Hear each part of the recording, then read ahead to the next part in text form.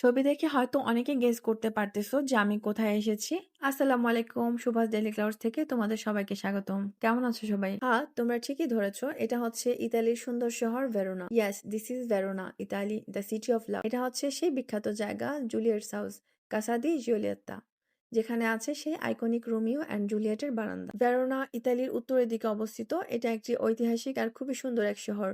The city is famous for the story of Romeo and Juliet. তো আমরা প্রথমে আসলাম এন্ট্রির সামনে। ওখানে তুমি কিউআর কোড স্ক্যান করে দেন টিকিট নিয়ে নিবে। তারপর দেখলাম অনেক স্কুলের বাচ্চারা লাইন দিয়ে দাঁড়িয়ে আছে। টিচাররা তাদের নিয়ে এসেছে এই জায়গাটা দেখানোর জন্য। Many students come here for educational visits. আমিও লাইনে দাঁড়ালাম। তারপর ধীরে ধীরে আমরা ভেতরে ঢুকে গেলাম। ভেতরে ঢুকতেই একটা লাল কার্পেটের মতো সুন্দর এন্ট্রান্স, চারপাশে অনেক সুন্দর করে ডেকোরেশন করা। The entrance look very aesthetic and historical.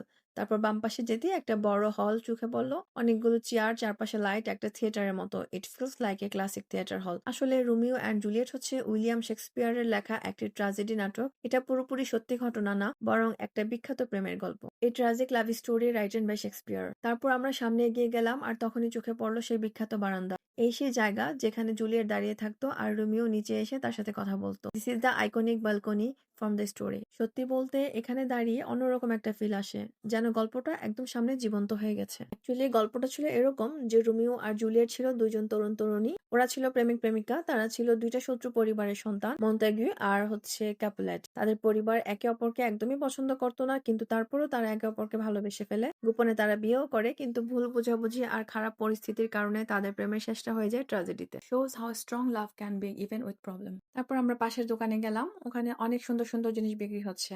Mug, pan, কিরিং, ছোট স্ট্যাচু, সবকিছুতেই লেখা ছিল Verona, Romeo, Juliet.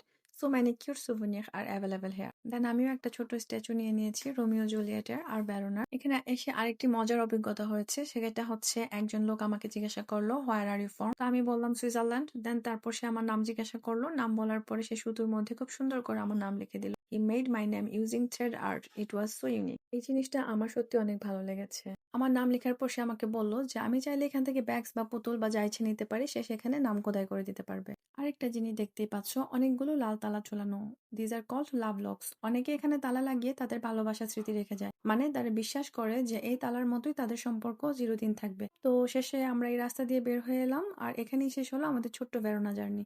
And that was my journey in the city of love. সত্যি বলতে ভেরোনা শহরটা অনেক সুন্দর, শান্ত আর ঐতিহাসিক। যদি সুযোগ পাও অবশ্যই একবার ঘুরে আসবে।